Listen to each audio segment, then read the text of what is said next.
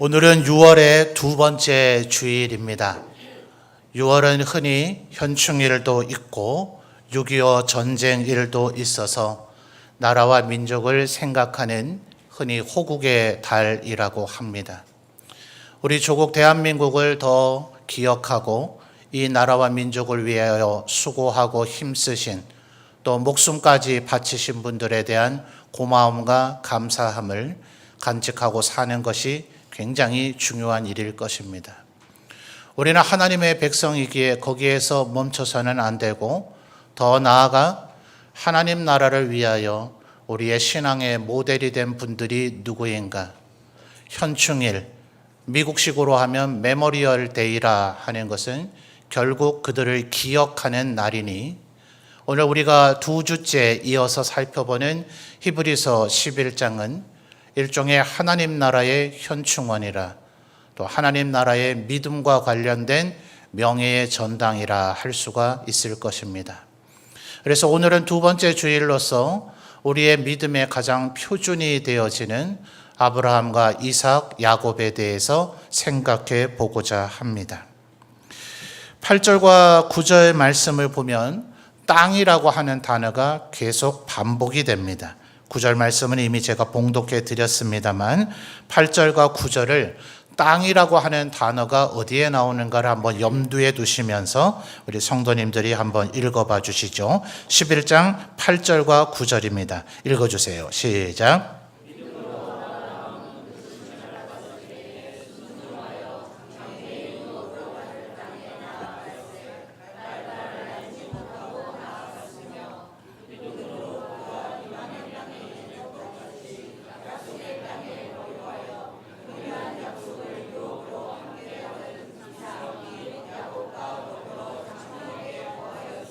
아멘. 자, 땅이란 단어가 몇 번 나옵니까? 3번 정도 찾아지죠. 8절 중반절을 보면 장래의 유업으로 받을 땅. 9절에 2번 나오죠. 믿음으로 그가 뭡니까? 이방의 땅에 있는 것 같이 어떤 땅이요? 약속의 땅에 거류했다. 13절을 보시면 13절에 한 번 더 땅이라고 하는 개념이 나옵니다. 13절도 이어서 한번 읽어볼까요? 시작. 이 사람들은 다 믿음을 따라 죽었으며 약속을 받지 못하였으되 그것들을 멀리서 보고 환영하며 또 땅에서는 외국인과 나그네임을 증언하였으니. 아멘. 자, 8절에서 아까 우리 살펴본 대로 장래 유업으로 받을 땅, 또 9절에서는 약속의 땅. 자, 이게 어디를 말합니까? 가나안 땅을 말하죠. 오늘날 이스라엘이 있는 팔레스타인 땅을 얘기합니다.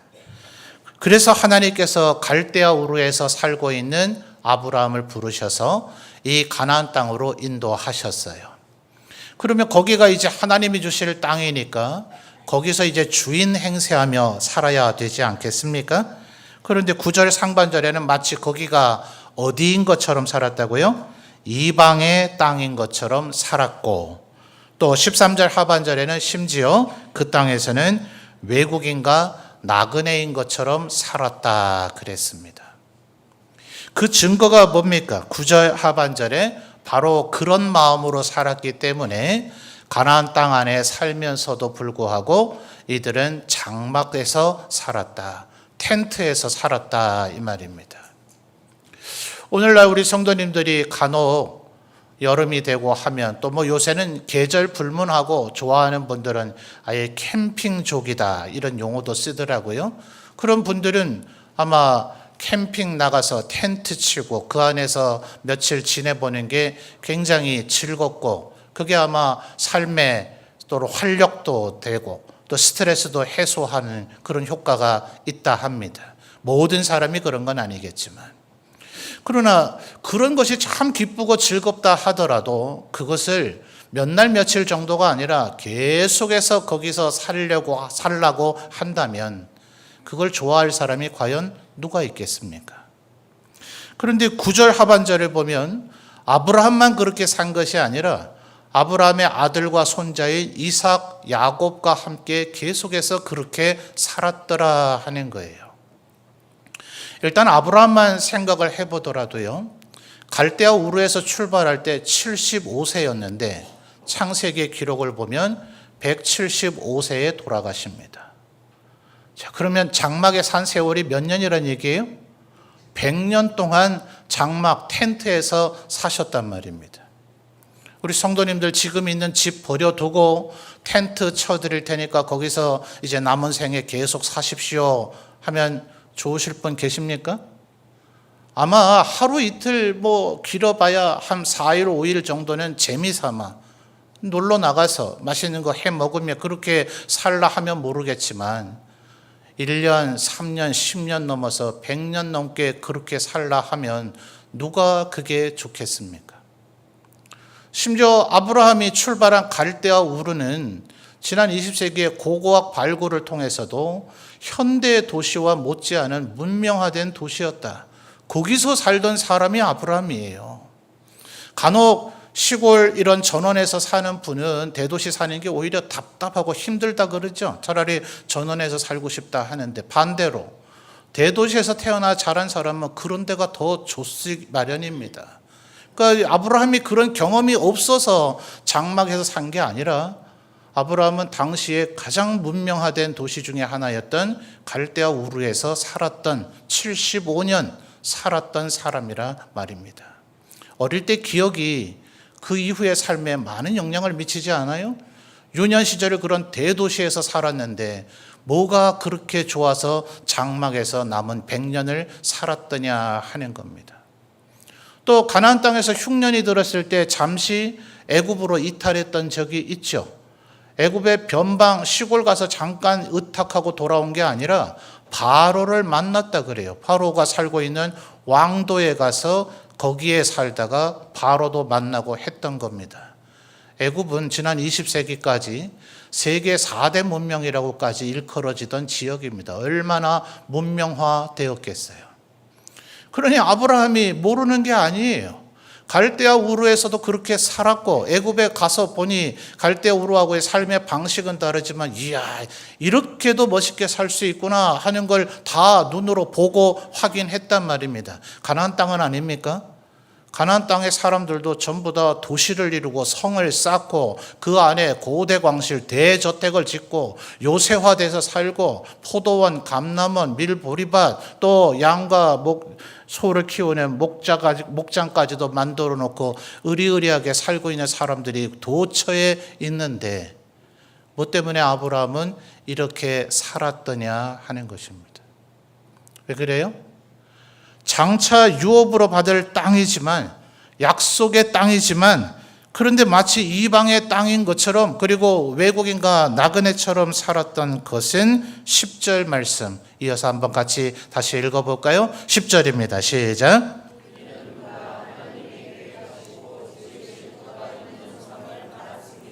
아멘. 뭘 바라봤기 때문에 그렇다고요?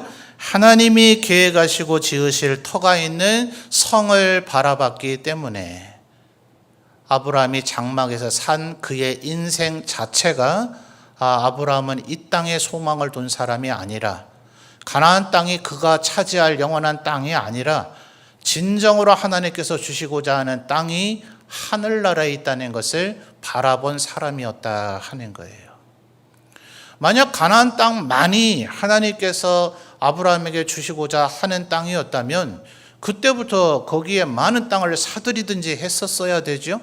근데 이스라엘이 그렇게 국가를 세워나갔잖아요. 2000년 동안 나라 잃었던 그들이 시오니즘 운동으로 팔레스틴 땅으로 들어와서 처음에 아직 나라를 건국하기 전에는 그 지역 아랍인들에게 땅을 사들이는 것부터 시작했습니다.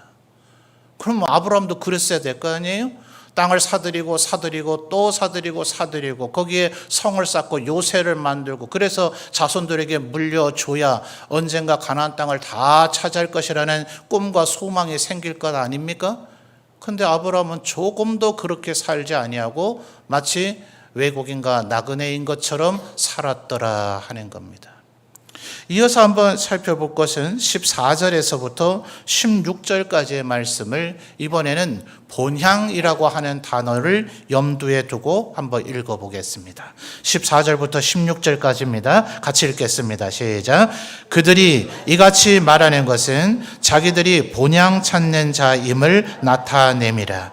그들이 나온 바 본향을 생각하였더라면 돌아갈 기회가 있었으려니와 그들이 이제는 더 나은 본향을 사모하니 곧 하늘에 있는 것이라. 이러므로 하나님이 그들의 하나님이라 일컬음 받으심을 부끄러워하지 아니하시고 그들을 위하여 한 성을 예비하셨느니라. 아멘. 자, 14절을 보니까 아브라함과 이삭, 야곱이 어떤 사람이 되기를 바랬다고요? 본향 찾는 자라고 스스로 여겨지기를 바랬더라 하는 겁니다. 왜 그랬는가? 15절을 보면 그들이 나온 바 본향, 이게 어디겠습니까? 갈대아 우르를 얘기하죠. 거기로 가고 싶어서 장막치고 산 거였다면 갈대아 우르로 되돌아가 버렸으면 그만이죠. 그들이 바란 것은 거기가 아니라 16절에 그들이 이제는 뭘 사모해요? 더 나은 본향을 사모하기 때문에 장막을 치고 살았다 하는 겁니다. 그렇다면 우리 성도들이 지금이라도 아브라함과 이삭, 야곱을 본받기 위해서 멀쩡히 있는 집을 두고 우리도 텐트 속에서 좀 살아야 될 것인가? 어쩌면 이스라엘인들에게는 이것이 아브라함과 이삭과 야곱에게서만 끝난 것은 아니었죠. 그들이 가데스 바네아에서 범죄해서 불신앙적인 모습을 보여주므로 40년 동안 광야를 유랑하게 되었지만 그것이 그들에게는 전화위복이 되어져 신앙을 훈련하고 하나님의 은혜를 체험하는 계기가 되었어요. 전혀 농사짓지 않았는데 하나님께서는 만나와 메추라기로 무려 40년 동안 그들을 계속 먹이셨고, 놀라운 것은 그들의 의복과 신발이 헤어지거나 떨어지지 않았더라 하는 겁니다. 그래서 그 40년 동안 그들은 어디에 살았습니까? 텐트, 장막 속에 살았어요. 간혹 혹시 이런 우리 신앙의 물품들을 판매하는 선구사들이 있죠. 그런 데 가서 보시면 액자로 상상도 그림을 그려서 이스라엘 백성들이 광야에서 지냈을 때에 어떻게 살았을까? 정중앙에 성막이 있어요. 일부러 더 효과적으로 보게 하려고 밤의 경치를 그려놨는데 하나님의 불기둥이 세로로 성막 가까이에 드리워져 있습니다. 그리고 그 성막을 중심으로 동서남북으로 이스라엘의 12지파가 3지파씩 텐트를 치고 그날 밤을 잠자는 모습을 그려놓은 그림이 간혹 있는데 정말 장광적인 모습이에요. 이스라엘 백성들은 본의 아니게 그들의 불신앙 때문에 그렇게 되긴 했지만 무려 40년 동안 텐트에 살면서 그들의 조상들이 장막 속에 살은 사람이다 라는 것을 다시 되새기는 계기가 되었죠. 그리고 나서 가나안 땅에 들어왔을 때 하나님께서 뭘 명하십니까?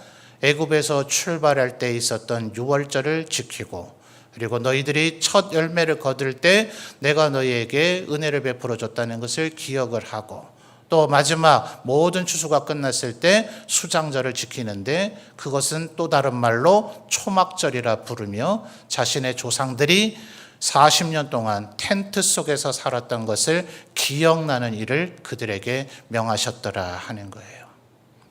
그러니 이것은 단순히 아브라함과 이삭, 야곱에게서만 끝난 것이 아니라 어쩌면 하나님을 믿고 하나님의 백성이 됐다 하는 것은 이 세상에 우리의 것을 소망을 두지 아니하고 오직 하나님 나라, 하늘나라를 바라보며 본향을 향해서 날마다 나아가는 삶이어야 된다 하는 것이에요.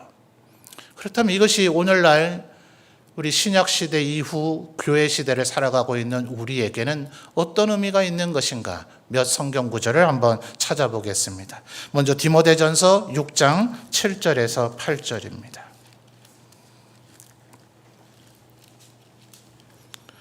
디모데전서 6장 7절과 8절 앞에 스크린에도 이미 나오네요. 우리 성도님들 읽어주세요. 시작.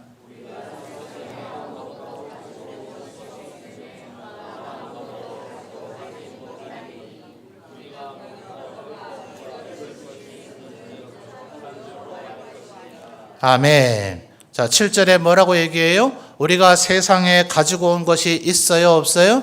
없지요. 우리의 선조들도 이것을 깨달아서 공수래, 공수거 이렇게 표현하지 않았습니까? 여러분 태어날 때 온몸에 금덩어리라도 주렁주렁 달고 나오셨나요? 아니면 혹시 박사학위 정도쯤 하나 갖고 나오셨어요? 땅 문서라도 갖고 나오셨습니까? 그렇지 않죠. 우리 모두 다 어떠한 형편으로 어떤 지금 존귀한 존재가 되어 있든지 간에 우리는 아무것도 갖지 못한 채 알몸으로 태어났고 죽을 때도 아무것도 가지고 가지 못할 것입니다. 그러니 지금 이 땅에서 만약 우리가 땅을 많이 사들이는 것에 혈안이 된다면, 아주 좋은 집을 짓고 사는 것만이 우리의 인생의 목표가 된다면, 아주 좋은 차를 타고 다니는 것이 우리의 내 삶의 가장 기쁨이 된다면, 또 혹은 내 정원이나 내 땅들을 아주 아름답게 꾸미는 것이 내 인생의 최대 목표가 된다면 그게 무슨 짝의 소용이 있겠느냐 하는 거예요. 아이러니하게도 여러분 하나님께서는 갈대아 우르를 유황불로 심판하지 않으셨습니다.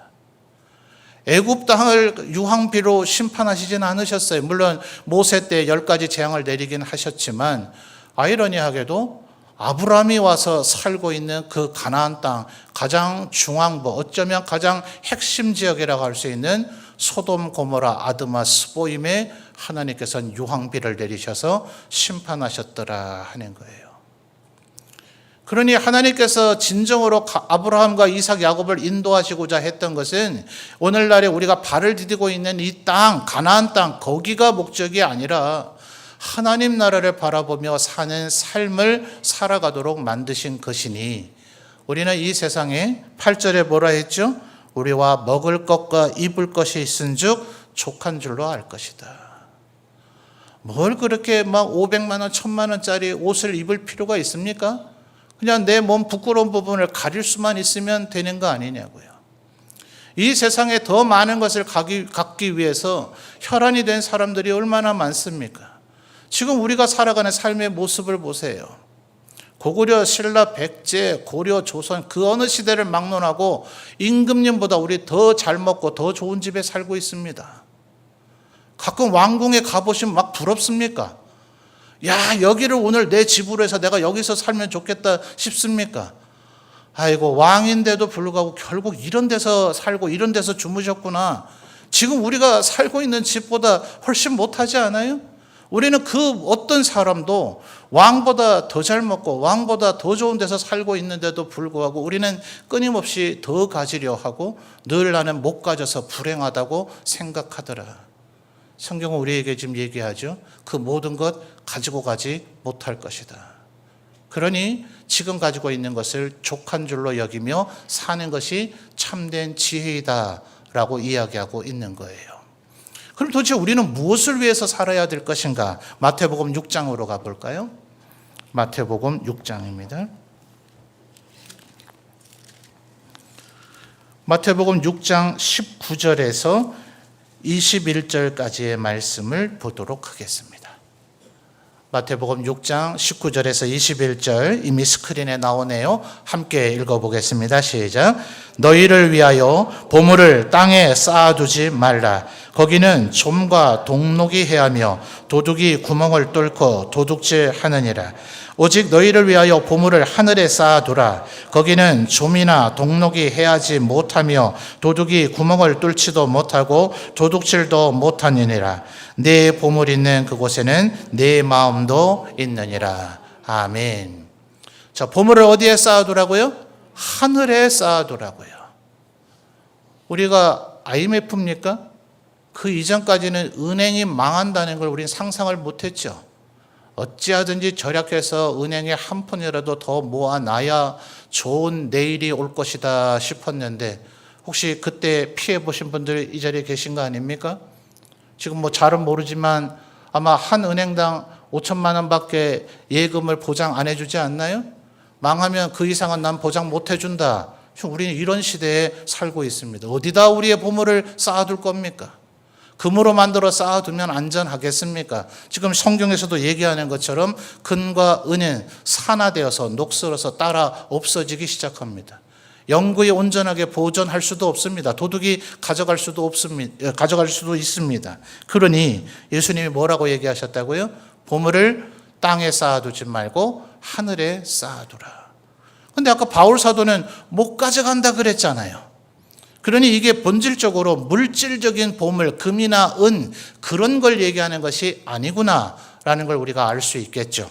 예수님 말씀하신 것의 핵심 포인트가 뭡니까? 21절이죠. 21절에 뭐라 얘기하셨어요? 네 보물이 있는 그곳에 네 마음도 있다. 네가 만약 하늘에 보물을 쌓아뒀다면 어서 속히 그곳으로 가기를 소원할 거다. 네가 만약 하늘에 보물을 쌓아뒀다면 그 나라는 어떤 나라일까? 그 나라 가면 참 좋지 않을까? 늘 그 생각을 하며 살게 될 것이다. 그러니 우리의 삶의 목적이, 여러분 이걸 오해하시면 안 됩니다. 그러면 직장생활도 하지 말고 돈벌이도 하지 말고 그냥 빨리 죽기만 바라고 하늘만 쳐다보고 살 것인가? 데살로니가인들이 처음 예수 믿고 그렇게 말씀을 오해했던 것 같아요. 더군다나 예수님께서 내가 곧 너희에게로 다시 오리라 하니 그들은 예수님이 혹시 오늘이나 내일 재림하실까 싶어 하늘만 쳐다보며 살 때에 바울 사도가 데살로니가 후서에서 이렇게까지 얘기하죠. 일하기 싫은 자는 먹지도 마라. 예수님 오실 때 오더라도 그날까지는 이 세상에서 성실하게 일해야 된다 하는 거예요. 하나님께서는 우리 하나님의 백성들이 이 세상 살아가는 동안에도 푸른 초장 쉴만한 물가로 우리를 인도하시고 우리의 삶을 윤택하게 축복해 주실 줄 믿습니다. 그러나 하나님이 우리를 그렇게 복 주시는 것과 우리가 돈의 혈안이 돼서 돈의 노예가 돼서 사는 것은 본질적으로 다르다 하는 거죠. 하나님께서 이 세상에서 아무리 복 주셔도 그것도, 그 복으로 주신 그것도 아무것도 가져가지 못할 것이니 거기에 얽매여 살면 안 된다 하는 거예요. 하나님이 그럼 주실 진정한 복이 무엇인가? 갈라디아서 5장으로 가볼까요? 갈라디아서 5장 22절, 23절 말씀입니다.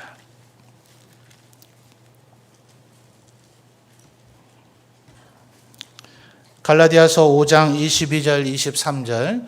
이래서 지금 주일 저녁 첫째 주는 기관들 헌신 예배, 마지막 주는 선교 헌신 예배가 아닌 주일 저녁 예배 때 성령의 열매 이 9가지를 하나씩 상세하게 살펴보고 있습니다. 가능하면 저녁 예배에 함께 참여해서 이 성령의 열매를 이렇게 규정한 의미가 뭔가 같이 되새겨 보시고, 혹시 참여하지 못하신 분들은 홈페이지에 유튜브를 통해서라도 한번 다시 들어보셔서 내가 이런 열매를 이렇게 맺고 살아야 되겠구나 새기시는 우리 성도님들 되시면 좋겠어요. 자, 갈라디아서 5장 22, 23절 한번 읽어봐 주실까요? 시작.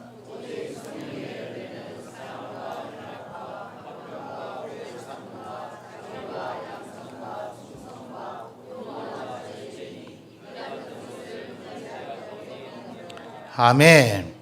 아까 바울 사도가 디모데전서 6장에서 우리가 아무것도 가지고 오지 못했으니 아무것도 가져가지 못할 것이다 라고 얘기했습니다. 그런 것은 전부 다 물질적인 것들입니다. 땅 문서, 박사 학위, 내 좋은 자동차, 혹은 여러분이 너무나 소중히 여겨서 혹시 수집해 놓으신 것이 있더라도 이 세상에서 온 마음과 힘을 다 기울여 가꾸고 다듬어 놓은 것이 있다 하더라도 그것들은 그 어느 것도 가지고 가지 못한다.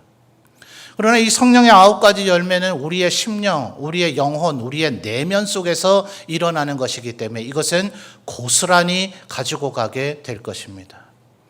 그러니 하나님께서 우리에게 관심을 갖는 것은 무엇인가? 네가 이 땅에 몇 평 땅에서 살았냐? 네 집이 몇 평이었느냐? 네가 얼마나 많은 통장 잔고를 가지고 있었냐? 너 자식들에게, 자녀손들에게 얼마나 많은 재산을 물려줬느냐? 하나님 이것에 조금도 관심이 없으시고 너는 이 세상 살아갈 때 정말 사랑하려고 애썼냐? 오래 참았냐? 절제했냐? 다른 사람에게 친절했냐? 이것을 묻고 보시게 될 거단 말입니다. 이것은 관념적이고 추상적인 것이지만 하나님은 모든 것을 아실 수 있는 능력이 있으시니 그날 우리가 이런 열매를 맺었는가를 보실 거예요. 성경 어디에도 너 이 세상에 있는 동안 한 푼이라도 더 끌고 모아서 하나님 앞에 왔을 때 네 통장 잔고를 보여줘야 된다. 거기에 빈털터리가 돼 있으면 너 책망받을 거다. 이런 얘기는 그 어디에도 없어요. 네가 이 세상을 사는 동안 꼭 명문대학 나오도록 올 100점 같은 거 맞고 올 A+ 맞는 학점 그렇게 관리해야 된다. 요즘 젊은이들 말하는 대로 스펙 관리 잘해야 된다. 성경 어디에도 그런 얘기 없습니다. 만약 우리가 부자가 되기 위해서 다른 사람을 것을 착취하고 빼앗는다면 그것은 고스란히 죄가 될 겁니다. 하나님 나라의 일도 마찬가지입니다. 교회에서 많은 일들, 교육 사역은 일인데 이 일을 하기 위해서 서로 다투고 갈등하고 화평을 이루지 못하고 있다면, 어떤 순간에는 절제해야 되는데 절제하지 못하고 있다면, 너 내 일을 한다고는 했으나 네가 과연 화평의 열매를 맺었느냐, 양선의 열매를 맺었느냐, 절제의 열매를 맺었느냐라고 묻게 될 거예요. 주님 심지어 산상복음에서 뭐라고 얘기하셨습니까?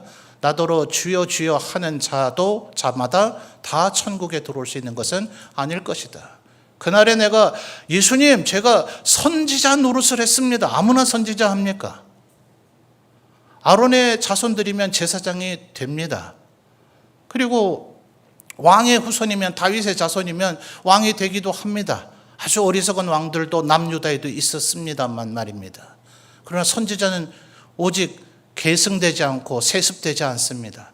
하나님께서 그 어느 날 부르신 자만이 선지자의 사명을 감당할 수 있는데, 그날 예수님 앞에 예수님 제가 선지자 역할을 했습니다. 선지자 일을 감당했습니다. 아니 나는 거기에 관심 있는 것이 아니라 네가 과연 사랑했느냐, 네가 과연 화평을 도모하며 살았냐, 너 끝까지 충성했냐, 요동치지 않고 흔들리지 않고 뚝심 있게 계속 일관된 자세를 유지했냐, 절제했냐, 그것을 우리에게 물으실 것이다 하는 거예요. 그러니 우리가 하늘에 쌓아둬야 할 보물은 돈도 아니요 금은도 아니요 명예도 아니요 권세도 아니며 주님 모습 닮아간 우리의 성품인 줄 믿습니다. 아브라함이 왜 그렇게 살았다고요? 이삭과 야곱이 왜 그렇게 살았다고요?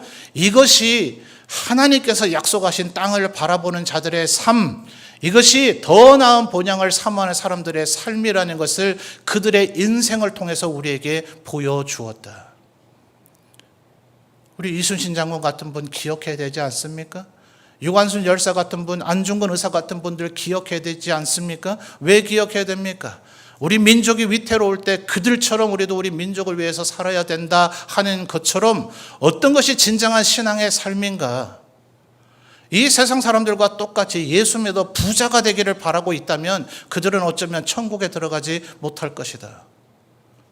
히브리서 11장의 이 명예의 전당, 하나님 나라의 현충원을 기록한 것은 보아라 무엇이 진정한 믿음인가? 믿음은 바라는 것들의 실상이요 보지 못하는 것의 증거니 그 증거가 바로 이들이다.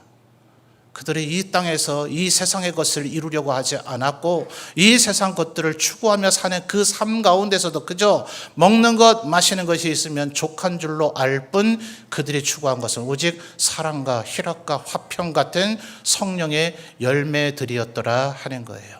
자, 마지막으로 한 구절만 더 찾아볼까요? 데살로니가전서 2장입니다. 데살로니가전서 2장 19절 20절 말씀입니다. 신약성경 330페이지 데살로니가전서 2장 19절 20절 말씀, 앞에 스크린에도 나옵니다. 같이 읽어볼까요? 시작. 우리의 소망이나 기쁨이나 자랑의 면류관이 무엇이냐? 그가 강림하실 때 우리 주 예수 앞에 너희가 아니냐? 너희는 우리의 영광이요 기쁨이니라. 아멘. 성경은 여러 곳에서 우리가 천국에 갔을 때 과연 이 세상에서 제대로 잘 살았는가? 하나님께서 창세전에 예정하시고 믿음도 주시고 죄 씻어주셔서 구원해 주신 그 이후 우리가 얼마나 하나님 백성답게 살았는가를 나타내는 표현을 주로 면류관이라고 얘기하는데, 지금 이 데살로니가전서 2장 19절에서 그 면류관 자체가 뭐라고 얘기합니까? 우리의 소망이나 기쁨이나 자랑의 면류관이 무엇이냐? 그가 강림하실 때 우리 주 예수 앞에 뭐라고요? 너희가 아니냐. 바로 바울 사도가 늘 어머니같이 유모가 자기 자녀를 기르는 그 어머니와 같이 때로는 아버지와 같이 온 목숨을 다해서 키워낸 그 사람들, 그들이 그날 주님 앞에 서서 하나님, 저는 이 장로님 때문에 제가 예수를 믿게 됐습니다. 제가 낙심하고 제가 좌절 가운데 있을 때 이 권사님의 위로해 주셔서 제가 힘을 낼 수 있었습니다.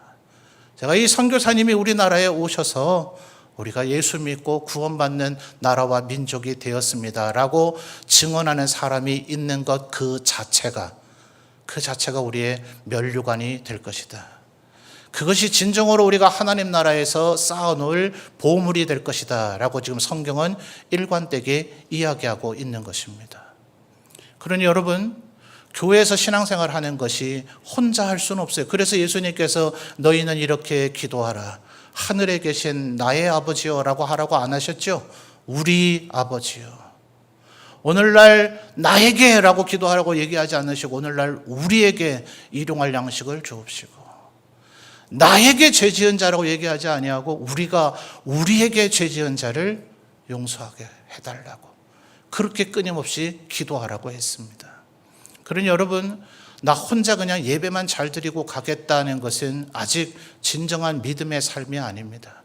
우리는 싫든 좋든 어렵든 바쁘든 그러니 우리의 삶을 사느라 너무 고단하긴 하겠지만 지난 세월 어려운 시절에 우리 어떻게 하셨어요? 벌어들이는 거 아이고 이거 뭐 한 입에 톡 털어도 안 될 건데 저축할 게 어디 있어 다 쓰셨습니까? 괴로워도 힘들어도 조금 덜 먹고 덜 쓰고 덜 입고 해서라도 한 푼 두 푼 모아서 그 어려운 시절들을 우리 어르신들 다 이겨내 오지 않으셨어요? 지금도 우리의 삶이 쉽지는 않을 겁니다. 그러나 나만을 위해서 사는 자, 헛된 썩어질 것들, 하나님 나라에 가져가지 못할 것만을 위해서 사는 자, 그날 아무것도 가지지 못한 자가 될 것이다. 그러니 우리의 시간과 우리의 삶과 우리의 재물과 우리의 모든 것을 쪼개서 다른 사람을 돕고 섬기는 삶을 살아야 됩니다. 그래서 교회가 필요한 겁니다. 우리가 함께 하기 위해서. 어려운 자들을 좁되 특별히 믿음의 자녀들에게 더할지니라. 성도들의 교제가 그래서 중요한 겁니다. 그러니 여러분, 구역예배 참석하십시오. 거기에 참석하셔서 누구에게 단 한마디 말이라도 위로의 인사를 건네십시오. 전도회 같은 것에 참여하셔서 힘들고 어려운 분에게 한마디 말이라도 위로를 하십시오. 또 봉사하는 사역 모임에 참여하셔서 뭐 작은 거 하나라도 텐트라도 하나 치고, 어제 보니까 텐트 치고 걷는 게 이게 쉬운 일이 아니더라고요. 얼마나 우리 집사님들 고생하셨는지 몰라요. 그런데 담은 한 가지 일이라도 거들면 하나님께서 뭐라 그러셨어요? 소자에게 냉수 한 잔 준 것이라도 내게 한 것으로 여기겠다 하지 않으셨습니까? 그러니 진정한 신앙생활은요, 성경 많이 아는 게 아닙니다. 이 세상에서 성경 퀴즈 할 때는 성경 많이 알면 좋겠죠. 지난 우리 야외 예배 때처럼 OX 퀴즈 할 때는 성경 정확히 알면 상을 받을 수 있긴 하겠죠. 그러나 그날이 되면 바울사도 뭐라 그러셨어요? 지금은 거울을 보는 것처럼 희미하지만 그날은 얼굴과 얼굴을 마주대해서 보는 것처럼 모두가 지식이 충만하게 될 것이다. 그날은 차별 없어요. 모두 다 똑같아요. 지금 아무리 노력해봐야 똑같습니다. 지금은 찬양 열심히 잘 부르면 우와 찬양 참 잘하신다 하겠죠. 연주 잘하면 정말 연주 잘한다 하겠죠. 그날이 되면 우리 모두 다 조수미 씨 같은 세계적인 성악가인 것처럼 하나님을 아름답게 찬양하는 완전한 존재가 될 겁니다. 그러니 여러분, 지금 내가 하는 것, 성경 열심히 읽다가 다른 사람 돕지 않으면, 성경 너무나 열심히 읽다 다른 사람 전혀 위로하지 못하면, 기도만 열심히 하고 있다가 다른 사람과 뭔가 나누지 않으면, 찬양 잘하려고 찬양 연습만 열심히 하고 있다가 다른 사람의 아픔을 모른 채 외면하고 있으면 주님 앞에 서게 되는 날 우리는 아무것도 보여드릴 것이 없을 것이다. 왜 아브라함과 이삭과 야곱은 한평생 장막 속에서 살았는가? 그것이 바로 하나님 나라를 바라보며 사는 더 나은 본향을 향해 나아가는 삶이었기 때문이며, 오늘날 우리에게는 그것이 성령의 열매 맺는 것이고 다른 이들을 사랑하며 섬기는 것이다 하는 것입니다. 어찌하든지 힘을 내고 시간을 쪼개고 우리의 마음을 나누어서 다른 이들을 사랑하고 섬김으로 말미암아 주님 앞에 서게 된 그날, 제가 이분 때문에 주님 그날 눈물을 그칠 수 있었습니다. 여러분을 향해 증언을 하는 이가 있어서 하나님 앞에 면류관을 쓰시는 여러분들이 되시기를 바랍니다. 특별히 기도를 하는 것이 참 중요할 것 같아요. 어떤 이는 성격이나 삶의 형편상 그걸 못하는 분도 있을 수 있습니다. 그러나 아마도 제가 전에 듣기로는 대부분의 구역이 구역 단위로 전도회 단위로도 기도 제목이 나누어지고 있죠. 여러분, 아무리 내가 바쁘고 분주하다 하더라도 잠자리에 들기 전에 잠깐 기도하지 못할 사람은 없을 겁니다. 정말 시간이 없다면 어딘가 일터로 혹은 직장으로 어떤 일 보러 나갈 때 신발을 신고 문고리를 잡는 그 순간 잠깐 기도하십시오. 그러면 하나님께서 그 기도한 것만으로도 여러분이 다른 이들을 사랑하며 섬겼다고 인정하시게 될 겁니다. 모쪼록 우리 모두 다 언젠가 주님 앞에 서야 할 날이 이를 것인데 그날 믿음으로 살고 성령의 열매 맺고 살고 다른 이들을 사랑하고 섬기며 살아서 주님 앞에 서게 되는 날, 아브라함과 이삭과 야곱과 같이 착하고 충성된 종이라 칭찬받으시는 우리 모든 성도들이 되시기를 바랍니다.